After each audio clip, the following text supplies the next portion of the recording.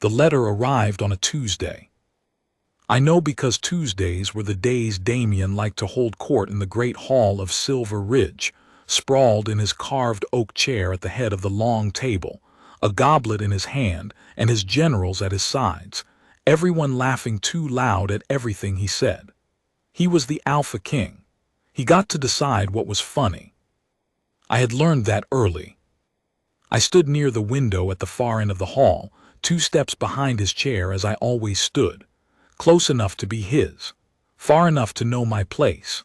The afternoon light came through the warped glass and through long amber bars across the stone floor, and I watched them move the way I watched most things in Silver Ridge, quietly, without expectation.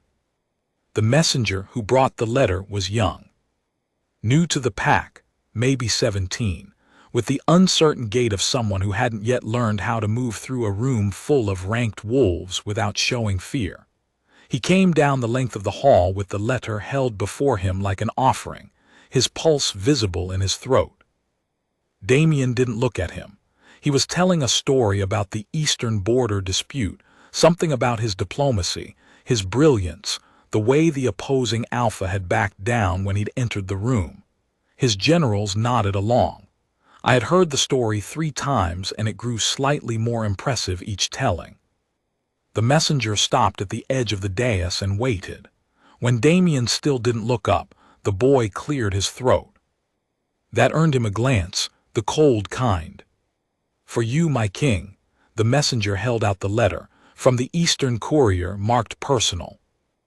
Damien reached out without turning and took it, setting it beside his goblet while he finished his story.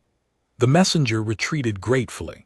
I watched Damien's fingers rest on the sealed envelope for a moment, a small, unconscious thing, a curl of the thumb, and then his story ended and his generals laughed and he broke the seal. I wasn't meant to see his face change. I saw it anyway. It was nothing dramatic. He didn't flinch or pale. He was far too controlled for that. It was just a stillness, a half-second where all the animation left his expression, where the performance dropped like a shutter falling, and what was underneath was something I hadn't expected. Not guilt. Something hungrier than guilt. Something that looked almost like relief, quickly swallowed. He folded the letter, set it down, picked up his goblet. "Sira," he said without looking at me, "leave us." I left. My name is Sira Voss. I was not born into Silver Ridge. I came to it 3 years ago through a territorial agreement between my father's pack, a small coastal holding called the Saltmere, and the great inland kingdom Damien ruled. My father called it a diplomatic match. My mother cried for a week and told me to be strong. My younger sister braided my hair the morning I left and said nothing at all because she was 9 and didn't have words for what she understood. I understood it too. Damien Asheville, Alpha King of Silver Ridge, was 32, powerful and unmarried. My father had a port he wanted protected and trade routes he wanted secured. The arrangement was straightforward. I would become the Alpha King's mate. Silver Ridge would extend its protection southward. Everyone would prosper. The thing about being sold in a diplomatic arrangement is that people go to great lengths to pretend that's not what it is. There are feasts. There are formal declarations. There are speeches about honor and alliance and the future of 2 great packs joined. Damien had said all the right things at the bonding ceremony. He was good at saying right things. He was, by any measure that a pack understood, a good match. He was also, in the 3 years I had been his bonded mate, absolutely convinced that I was a political appendage who would be content with the periphery of his attention. I was not content. I had never said so.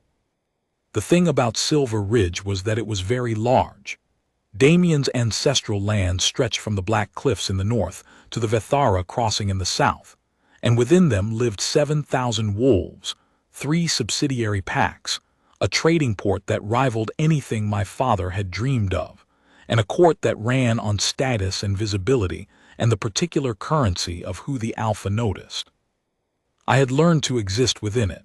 I ran the household accounts with quiet competence.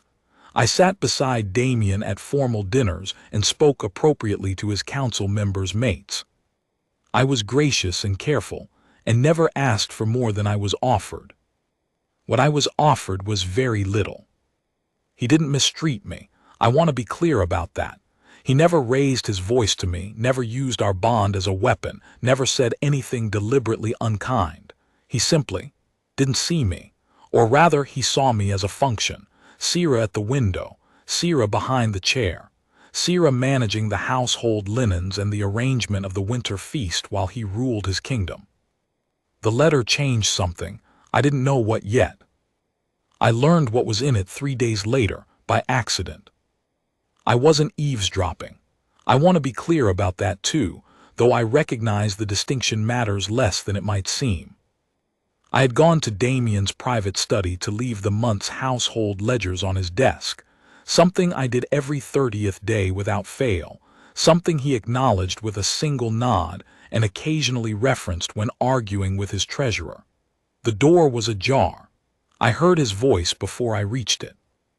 He was talking to Cal, his second, his oldest friend in whatever way Damien permitted friendship. "She's coming to Silver Ridge," Damien said. Cal's pause was careful. "That's a problem." "It's not a problem. It's a complication I'll manage." "For 3 years you've managed it from a distance. She's not," another pause. "She's not going to be manageable in person." "She's manageable, I know her." "You knew her before you were bonded." Cal's voice dropped not enough. "Does Sira know?" The sound of my name in that context was a cold key turning in a lock. "Sira doesn't need to know. This is separate." "It was supposed to be separate before. It wasn't." "Cal." The single word had a tone I recognized, the one that ended conversations. I heard Cal's chair push back from the table.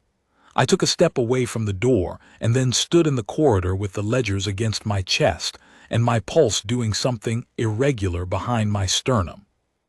I set the ledgers down outside the study door and walked back toward the east wing. I did not walk quickly. I was very careful not to walk quickly. Her name was Eileen. I discovered this through the ordinary mechanics of a large household, the way information moves through servants and kitchen staff and stable hands, the way water moves through stone, finding every crack. I didn't ask directly. I didn't have to. Within a week of that overheard conversation, I had assembled enough fragments to construct a shape I already recognized. Eileen Mara, from a noble pack in the North Country, the Greyville. She and Damien had been what my mother would have called an understanding before the Saltmere Agreement had been proposed. She was said to be remarkable, not diplomatic speak remarkable, but the real kind, the kind people used when they meant it. Intelligent, sharp-tongued, fierce in the way Northern Country wolves were fierce, with the kind of history with Damien that 3 years and a bonding ceremony had apparently not resolved. The letter had been from her. I thought about what I had seen on his face when he read it, that flicker, that swallowed relief. I thought about that for a long time. She arrived on a gray Thursday morning when the first autumn frost had silvered the courtyard stones. I watched from an upper window, not hiding, simply early, the way I was always early for things I had decided I needed to understand clearly. She came with 3 attendants and no ceremony.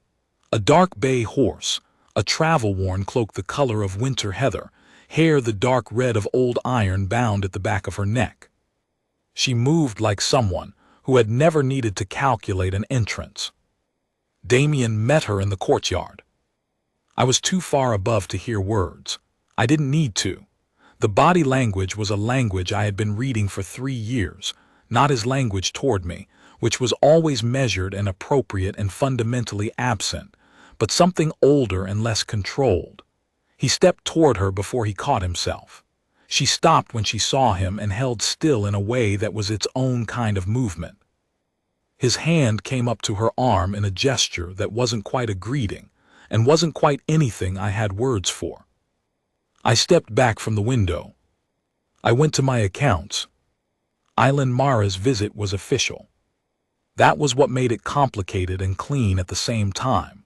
She was there as a representative of her pack, the Greyville, negotiating a tributary agreement with Silver Ridge that had apparently been in discussion for 2 years. There were meetings. There were formal dinners at which I sat at Damien's right hand, and she sat 4 seats down, and we were introduced with the careful pleasantness of people who both understood exactly what was not being said. She was, I discovered, everything the fragments had suggested. She argued with Damien's counsel in the first formal meeting, and won 2 of her 3 points. She knew the history of the Eastern Border dispute, the real history, not the version Damien told at dinners, and cited a precedent from 40 years prior that silenced 2 of his most senior advisors. At the dinner that followed, she sat near me for a moment while Damien was across the room and said, very quietly without looking at me, "You manage this household well. Everyone I've spoken to says so." I looked at her. She looked back. Her eyes were the gray of river stones, and they were, I thought, honest. "Thank you," I said. She nodded once and moved away. I spent the rest of that dinner trying to decide what I felt about Island Mara and arrived, eventually, at something that was not what I'd expected. I didn't hate her. It would have been convenient to hate her, the way it would have been convenient for the story to be simple, the interloper, the rival, the woman threatening what I had. But what I had always been less than what was being threatened, and Island hadn't created that condition. She'd simply walked into it with her iron-red hair and her North Country frankness and her history with a man who had never learned to look at me. It was Damien I was thinking about. It was Damien who had made the choices. I found the second letter on a Wednesday. This one wasn't meant for me either. This one was never meant for anyone but its recipient. It was, I understood immediately when I unfolded it, a draft. A letter written and not sent, left by accident on the edge of the table in Damien's study where I was returning his correspondence files, slid under a book that had been pushed aside. It fell to the floor when I reached for the book. I picked it up with the mechanical courtesy of someone who doesn't yet know what they're holding. I started to fold it closed. I read the first line. Then I read the rest. It was written to Island. It was not what I had imagined and worse than I had imagined, and also in a way that twisted into something unexpected, not what I had feared. It was not a lover's letter. It was a man's letter. Damien's letter, in his own precise hand, with the particular syntax he used when he was being completely honest, which was not his public voice, and not his courtly voice, but a third voice I had only heard fragments of before and never directed at me.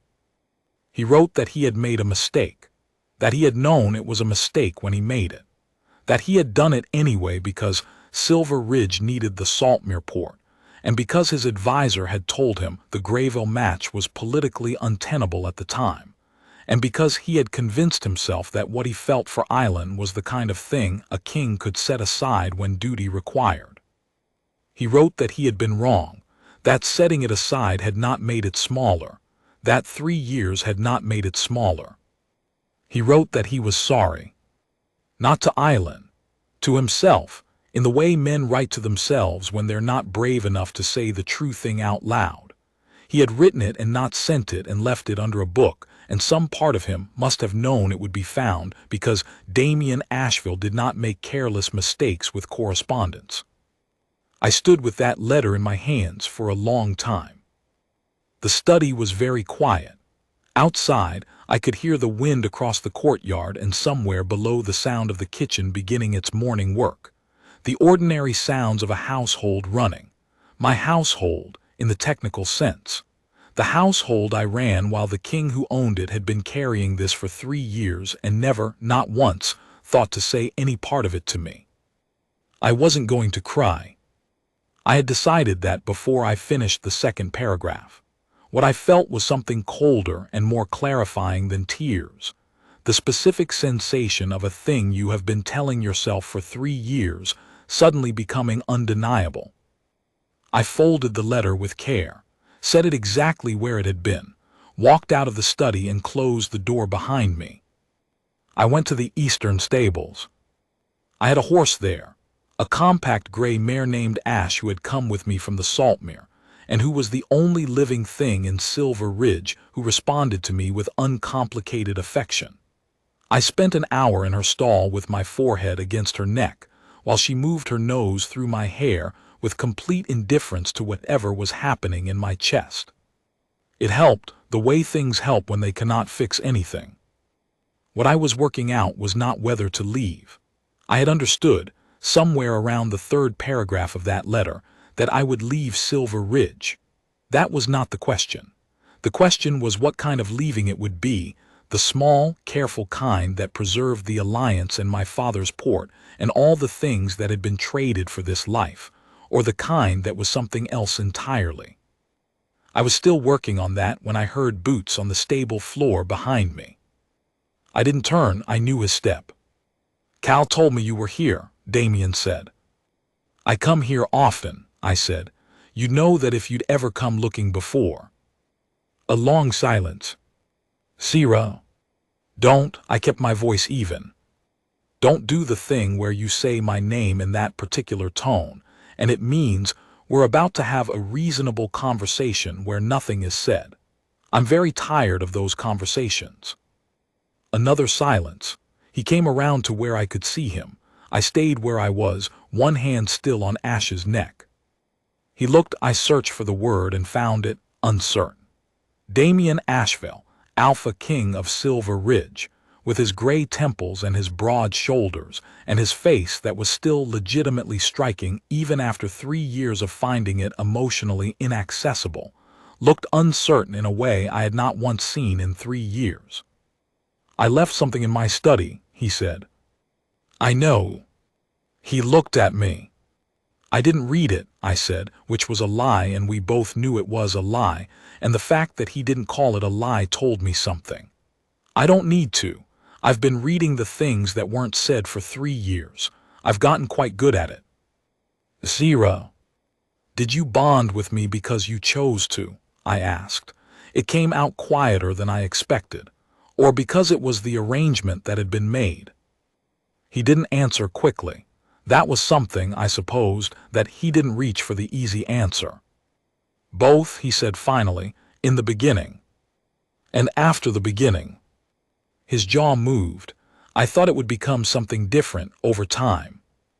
"Did you do anything to make it become something different? Did you ask me things? Did you come to the stables? Did you read any of the accounts I leave on your desk, or did you just pass them to your treasurer?" The silence told me. "I learned your name on the 3rd day," I said. "Your real name, not the king's name, the one you use like armor. I learned it from the way you hold your shoulders when you're bored and the way you rub your jaw when a negotiation isn't going the way you planned, and the look you get when one of your generals says something you think is wrong but you've already agreed to. I've been paying attention to you for 3 years and you've been polite to me, Damien. You've been very correct and very polite, and those are not the same thing as seeing me." He was very still. "I'm not angry about Island," I said. "I want you to understand that. I'm not angry that you had a history before the arrangement. I'm not even entirely angry that you still—" I stopped, steadied. "What I'm angry about is that you decided to manage it. That was your word to Cal. Manage. I heard that too. You were going to manage your history with her and manage the diplomatic arrangement that is me and manage everything from a distance while I stood 2 steps behind your chair and pretended that was a life." The sound he made wasn't words. It was low, involuntary, the kind of sound that comes before words. That sound that means something is finding its way up through the trained composure of a man who has spent 20 years learning to present as imperturbable. "You want to leave," he said.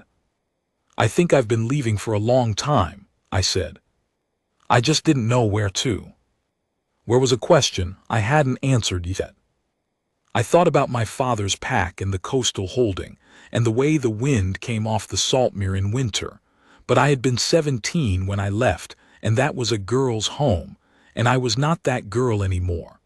I thought about returning there and felt the smallness of it. I thought about something else.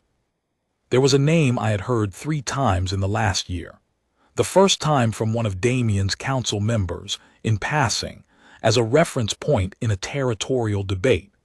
The second time from a merchant who had come through Silver Ridge with trade goods from the northeastern highlands. The third time from Eileen herself, unexpectedly, in a context that had nothing to do with what I was considering and everything to do with it. Cale Draven, the Alpha King of Thornholt. The northeastern Highland Kingdom was 3 days' ride from Silver Ridge and had been an independent power for as long as anyone had recorded. Thornholt did not bend to territorial agreements. Thornholt did not form political matches. Thornholt was ruled by an alpha who was, depending on who was describing him, either the most formidable or the most terrifying figure in the region. Eileen had mentioned him because Thornholt's trade routes had become relevant to the Greyville negotiation. She had said his name the way people said the names of forces they respected and were careful around, not with fear exactly, but with a particular attentiveness.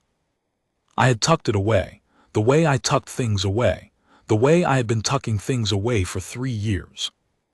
I thought about it in the stables with my hand on Ash's neck.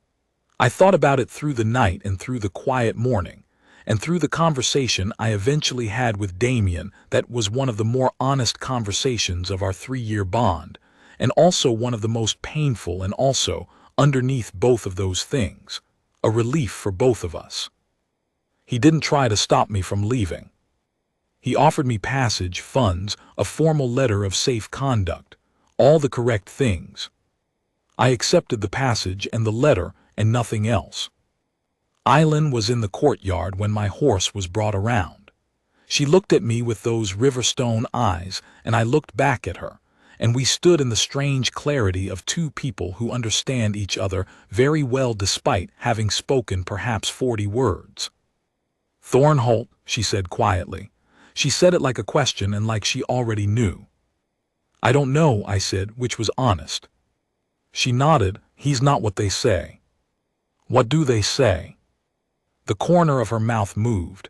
"Depends who you ask. The ones who fear him say he's cold. The ones who know him say he's honest." She looked at me steadily. "You've been surviving cold already. Honest might feel different." I didn't answer that. I mounted Ash and turned north, and I didn't look back at Silver Ridge.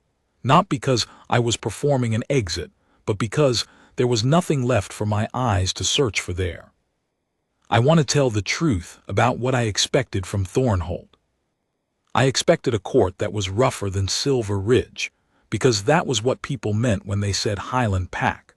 I expected an alpha who was formidable and probably humorless, and would find my formal diplomatic training either useful or beside the point. I expected to be assessed and positioned and filed away, because that was what powerful men had always done with me, and I had no particular reason to believe this one would be different. I came with no alliance to offer and no political value, and a letter of safe conduct from a king who was glad to see me go, which is perhaps the least impressive credential for approaching any sovereign anywhere. Thornholt surprised me. Not by being grand, the Great Hall was less ornamented than Silver Ridge, the stonework older, the whole structure built to last rather than to impress. Not by its alpha's manner, which was, as Eileen had said, honest rather than welcoming, with an economy to it that I recognized as genuine rather than performed. Cale Draven surprised me by turning around when I walked into his hall and looking at me. Not looking at my credentials, not looking past me for the delegation I was presumably part of. Looking at me, the kind of looking that sees a person as the actual thing rather than its function, which I had encountered rarely enough in my life that it startled me out of my prepared speech. I stood in the entrance of his hall in my travel clothes with road dust still on my cloak, and he looked at me and said, "You've been riding 3 days." "Yes," I said. "On your own." "My attendant is in your stables. She wanted to tend the horses first." Meven had been with me since Saltmere, and she had very particular feelings about horses being properly settled, before she concerned herself with anything else. Something shifted in his expression, not quite amusement, something more considered. "Come in, then. You can tell me why you're here after you've eaten." It was not what I'd prepared for. I'd prepared for a formal presentation, a recitation of my situation, a case for whatever I was asking. He was offering me dinner. "I'm not carrying anything political," I said. "I want to be clear about that.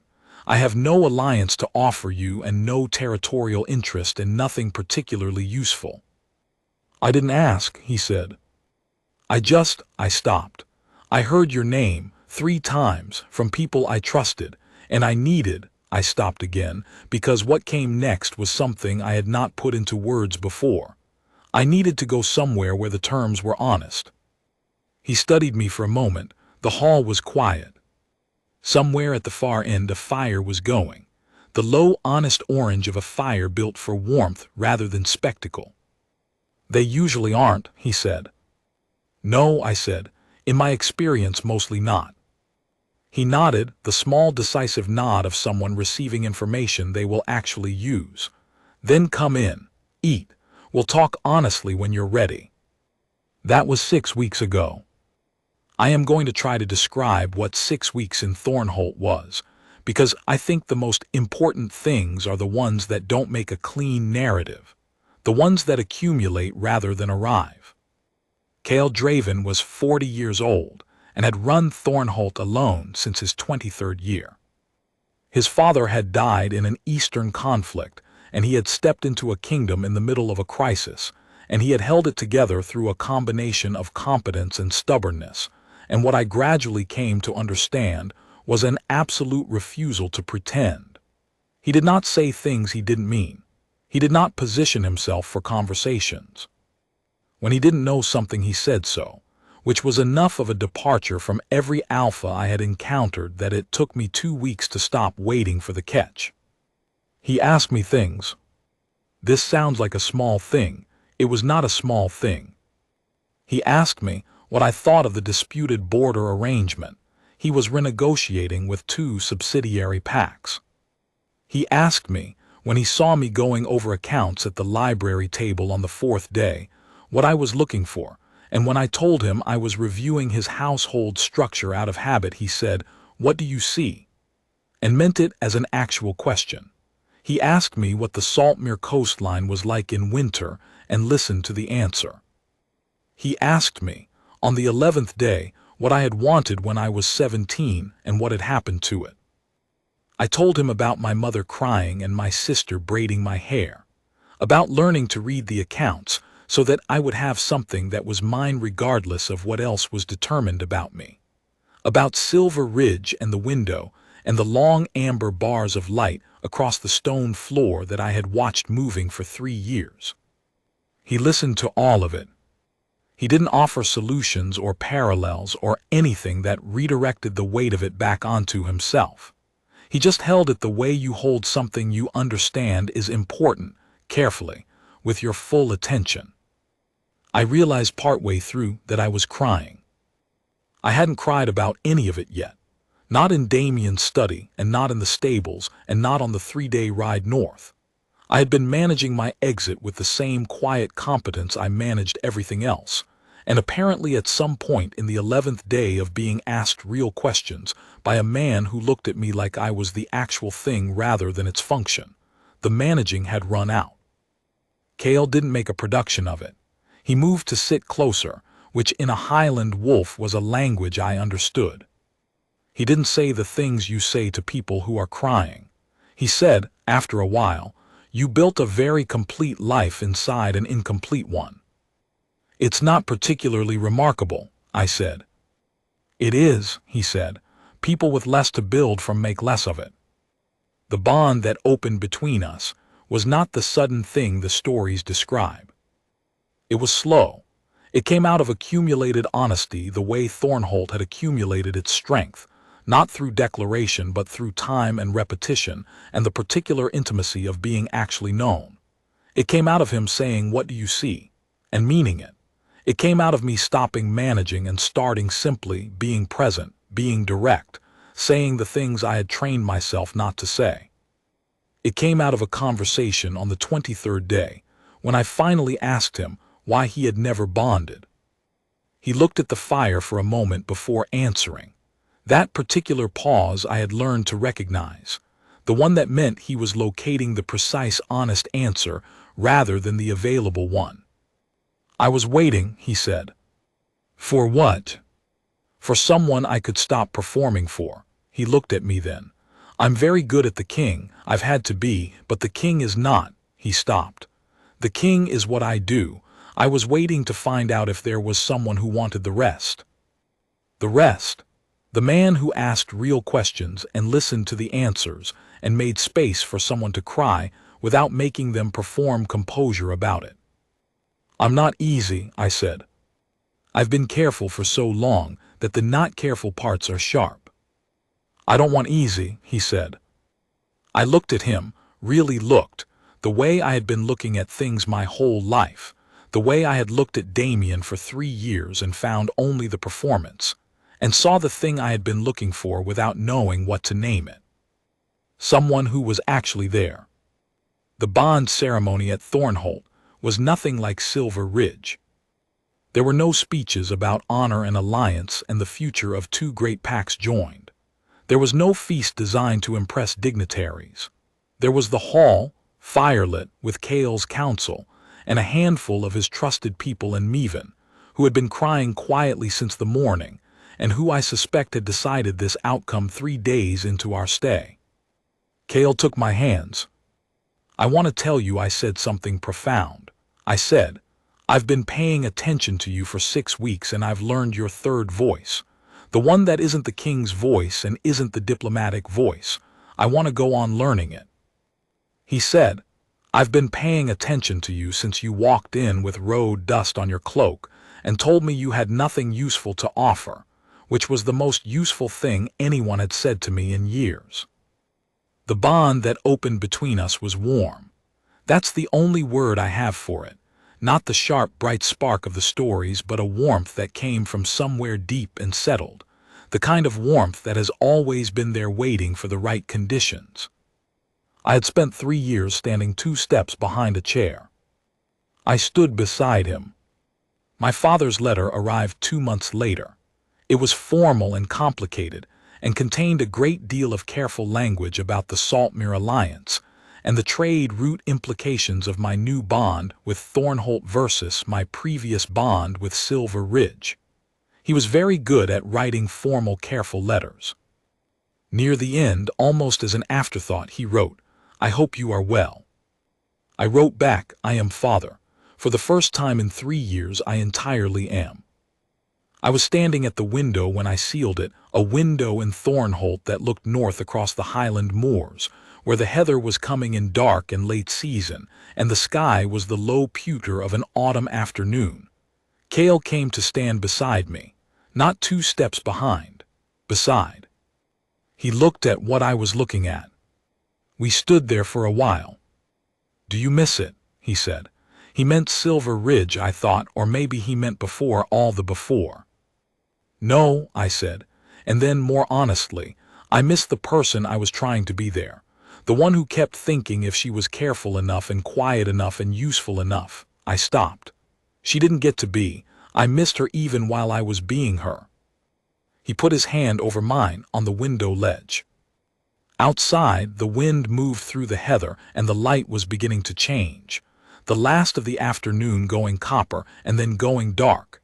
And I watched it the way I had always watched things, carefully, fully present, with the accumulated patience of a woman who had learned to wait for what was worth waiting for.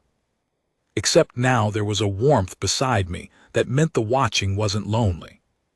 That was new. That was everything. There are things I didn't expect about Thornholt that I want to name, because the unexpected things are always the ones that matter. I didn't expect the wolves here to know my name before I'd been in the hall 3 days. Not in the way Silver Ridge wolves had known it, the polite acknowledgement of the alpha's mate, the carefully correct address, but the way people know the name of someone who has been talked about genuinely. The stable master, A broad-shouldered woman named Fenn who had 20 years on me and the weathered hands of someone who had worked for every callus, called me by name without ceremony on the second morning and asked if I'd be wanting ash kept on the light rotation or working, as if my preference was a given worth asking about. I didn't expect the way Kale's counsel treated my observations. I had by the fourth day instinctively resumed what I had done in Silver Ridge, taken stock, assessed, begun to understand where the household friction points were and what small adjustments might ease them. It was reflex. At Thornholt it was not invisible the way it had been at Silver Ridge. Kale's treasurer, a precise and somewhat formal man named Aldrich, found me reviewing the autumn supply accounts, and instead of the politely bland acknowledgement I was prepared for, he pulled up a chair and said, "The Eastern granary estimates are probably 10% optimistic.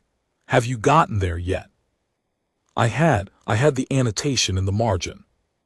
He looked at it, looked at me. "The Alpha needs to know that before the winter agreement with the Kessler Pass traders." He stood up. "I'll tell him it came from your review." It did not come from my review in Silver Ridge because I had never offered it and no one had asked. I sat with that for a moment after Aldrich left, the pen still in my hand. I didn't expect to feel, gradually, and then all at once, the accumulated weight of what I had been carrying for 3 years begin to shift. It's a strange thing, the weight you carry when you are unseen. It doesn't announce itself as weight. It presents as ordinary. You grow accustomed to bracing for it the way you grow accustomed to a room with a slightly uneven floor, unconsciously, constantly in the small muscles and the set of your jaw and the particular way you word things so as not to ask too much. I had not known how much I was bracing until Thornholt slowly removed the need for it, and I felt the muscles finally release. This is what loneliness does inside the wrong bond. It doesn't break you. It makes you very, very efficient at surviving the quiet. Kale had a habit I found early and held on to. Late evenings, when the day's council work and correspondence was finished, he walked the outer wall. Not a patrol, his wolves had that duty. This was something else, a thinking habit developed over years, and when I discovered it by accident on the 8th night, I joined him without asking permission, which might have been presumptuous except that he shifted to make room without comment, and we walked the whole north face of the wall in companionable silence before he said anything. What he said was, "You pick things up quickly." "I've had practice," I said, "at surviving in a house that doesn't fit you." I looked at him sidelong. "That's a precise way of putting it. It's what I saw when you walked in. Someone who had learned to make herself smaller without making herself less." He paused, looking out over the dark moors. "I was angry about it, actually. Before I knew your situation, I was angry at the waste of it." I didn't have a response to that immediately. We walked another 20 paces. "Who taught you to be angry at waste?" I asked finally. He was quiet for a moment. "My mother. She ran this hold for 8 years after my father died and before I was ready to run it myself. She was brilliant at it. She died before anyone outside Thornholt understood how much of what I built came directly from watching her work." His voice didn't carry particular grief. The grief had clearly been worked through long ago, but there was a precision to it that told me the loss was still present as a shape. I promised myself when I was 23 that I would never be the reason a person like her was invisible. I thought about that for a long time that night. A man shaped by watching brilliance go unrecognized, by the loss of a woman who had given everything to a thing she would never get credit for. A man who had grown up understanding, from the inside, what it costs to be the unacknowledged center of something. The wolves of Thornholt took their cues from him. That was why Finn asked my preference. That was why Aldrich pulled up a chair. That was why the servants met my eyes directly instead of looking slightly past me at an imagined authority behind my shoulder. A kingdom takes its temperature from its alpha. I had understood that in Silver Ridge. I understood it differently in Thornholt. On the 16th day, I did something I had not done in 3 years. I sang in the kitchen. It sounds trivial. It was not trivial. I used to sing at the Saltmere when I was a girl, when I was certain, when I was moving through a house that knew me and a world that was mine. I had stopped without deciding to stop, the way you stop doing small free things when you are chronically performing your own presence for a room that isn't paying attention. You do it for long enough, and you forget that the free things existed. I was in the Thornholt kitchen early in the morning. I got up early, another Saltmere habit, helping Meven with a stock she was making, and one of the kitchen girls was humming something, and before I had consciously decided to, I was singing the next phrase of it. An old coastal tune, the kind that has 17 verses and was meant to be sung in rounds. The kitchen girl looked up in surprise, and then grinned and picked up the next phrase. By the fourth verse, there were 4 of us. I didn't notice Cale standing in the kitchen doorway until the round finished. He was leaning against the frame with his arms crossed, and an expression I hadn't quite seen on him yet. Something open and uncomplicated, the way people look when they are watching something that simply pleases them. He caught my eye, didn't say anything, just nodded. The small, definite nod I had come to understand was his highest form of affirmation. I went back to the stock, but something had been returned to me that I hadn't known to go looking for. The bond declaration came on the 31st day, and it was Cale who asked. We were on the wall again. We had made the evening walk a thing by that point, unspoken, simply expected, mine as much as his. The first hard frost had come, and the moors were silver under a half-moon, and our breath made small clouds in the cold air. He stopped walking. I stopped and turned. He was looking at me with the full attention I had grown accustomed to and still felt, even after 31 days, like something I needed to stand steady in. I want to ask you something, he said, and I want you to understand that there is no correct answer. There is only the true one. All right, I said. Do you want to stay? I had thought about it. Of course I had thought about it. Every person who has been placed in the wrong life develops a very cautious relationship with hope, a habit of measuring twice before allowing anything to look like permanence. I had been measuring. I had been watching the evidence accumulate and asking myself if I trusted it, if I trusted him. If I trusted the version of myself that had begun to emerge in the kitchens and on the wall and at the library table. Yes, I said, not because I don't have anywhere else to go, because I want to be here specifically. He looked at me for a moment longer. Something shifted. Then I'm asking, he said, not because of the alliance implications or the kingdom politics, because I would like to spend a very long time being asked my third voice by someone who wants to know the answer. He had remembered that, every word of it. I thought about the letter in Damien's study. I thought about 3 years of standing in the periphery of a man's attention. I thought about my sister braiding my hair the morning I left Saltmere and saying nothing because she was 9 and didn't have the words. I thought she might have had the words for this. Yes, I said again. Cale had a way of marking things without ceremony. The bond declaration at Thornholt was witnessed by his council, and Meven and Fenn, the stable master, and Aldrich, the treasurer, and half a dozen wolves who had, somewhere in the 31 days since my arrival, decided I was already theirs to keep. There was no formal speech from Cale, and there was no formal speech from me. There were just the words that needed to be said directly, with our hands clasped and the fire going, and the whole honest simplicity of 2 people who had both been waiting for the version of this that was real. Afterward, Meven cried loudly and without apology. Fenn clapped me on the shoulder hard enough that I had to steady myself. Aldrich shook my hand with both of his and said, I've reworked the Eastern granary projections, by the way. You were right about the 12%. Cale looked at him. We're doing this now. The window before the Kessler meeting is quite narrow, Aldrich said, entirely unabashed. Cale looked at me. I looked at him. Something in the exchange was so ordinary and so specific and so entirely ours that I laughed, actually laughed. The kind that comes from somewhere real and not from performing ease.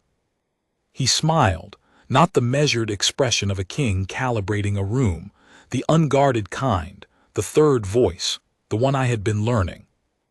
I filed it away with everything else I was learning, everything I intended to go on learning for a very long time. There is a kind of freedom that comes from being known. Not the easy freedom of being liked, or the temporary freedom of being impressive. The real kind, the freedom that comes from having shown someone the sharp, unmanaged parts of yourself and watched them stay. The freedom that comes from knowing that what you're offering is actually wanted, not tolerated, not managed, not filed under the diplomatic function of a prior arrangement. I had not had that freedom before Thornholt. I had not known what I was missing, which is the particular cruelty of having never been given the comparison. Cale gave me the comparison. I watched over those first months what it looked like to be led by someone who was genuinely present, not performing presence, not doing the correct things from a distance, but actually in the room, actually listening, actually changed by the people around him rather than simply directing them. Thornholt ran the way it ran, because its alpha had never decided that ruling was separate from seeing, that power was separate from accountability, that the people who kept a kingdom standing were separate from the kingdom itself. The wolves here were different for it, steadier, more direct, less interested in performing status and more interested in doing the actual work. I was different for it, I was becoming. The word came slowly and then arrived with certainty myself. Not the Saltmere girl who had been sent away at 17. Not the Silver Ridge appendage who had learned to make herself useful in the margins. Something that had always been present underneath both of those things, waiting for a situation honest enough to allow it out. Cale, when I said this to him on the wall, a cold winter evening, our shoulders closed because the wind was sharp, said, "I know. I've been watching her arrive." I said, "Aren't you going to say something poetic about it?" He thought about this. She picked up a 12% discrepancy in the granary projections on her fourth day. She sings coastal rounds in the kitchen at 6 in the morning. She reads faster than anyone I've ever seen, and she thinks before she speaks, which is rarer than it should be. He looked at me. That's what I have to say about it. It was the most accurate description of me I had ever been given. I pressed my shoulder against his, and we watched the frost come down over the moors, and the moon was high, and the heather had gone silver and still. And for the first time in a very long time, the watching was not lonely. That was what it was supposed to feel like. That was what it was always supposed to feel like. I just had to walk 3 days north to find it. There is one more thing I want to tell. My father came to Thornholt in the late spring, 6 months after I had arrived. He came officially, a formal visit, a diplomatic courtesy between Saltmere and Thornholt, the kind of thing that gets arranged in careful letters by careful people who are very good at not saying the real thing. He brought 2 advisors and a retinue, and the particular stiffness of a man who is not certain of his reception. I met him in the courtyard. He looked older than I remembered. 6 months is not very long, but 3 years in the wrong place does something to the way you measure time, and I had lost the girl who had left him and the version of him she had known. What I saw now was a man who was good at the careful letter and less good at the things underneath it, and who loved me, I thought, as much as he had ever allowed himself to express, which was not nothing and was not enough and was still, despite everything, what he had. He looked at me for a long moment in the courtyard. At the way I was standing, probably, upright, unhurried, with none of the managed peripheral stillness that had been my posture in Silver Ridge. He looked at the Thornholt wolves behind me and at Cale beside me, not 2 steps back but beside, his shoulder at mine. "Sira," my father said. "Father," I said. We were not a family that embraced easily. He put his hand on my shoulder in the way he always had, the formal grip of affection held at arm's length. I put my hand over his. For a moment we were just that, a father and a daughter who had made choices that had tangled around each other for 3 years and were now, perhaps, beginning to untangle. "You look well," he said. "I am well," I said, genuinely. He looked at Cale over my shoulder. Cale looked back at him with the steady directness of a man who had nothing to perform, and nothing to apologize for, and nothing to ask. My father, who had spent 40 years reading rooms and reading men, read that look in 2 seconds.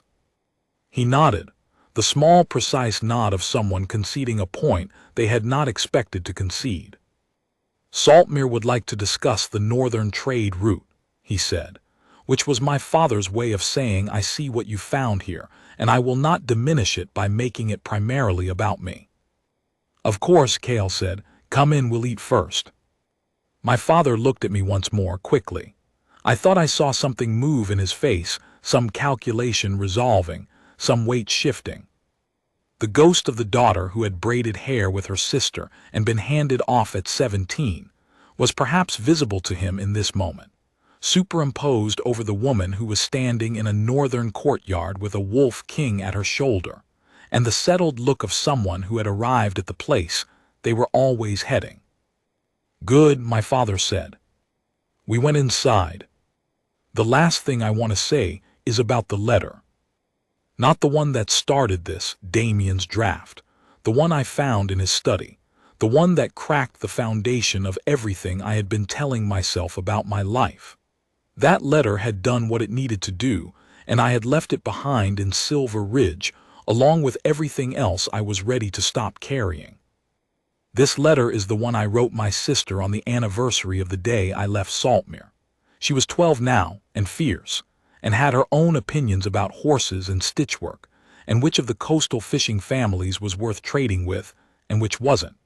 She had written me twice since I'd come to Thornholt, both times in her exact angular hand, full of observations and questions, and the particular straightforward affection of someone who has not yet learned to perform their feelings.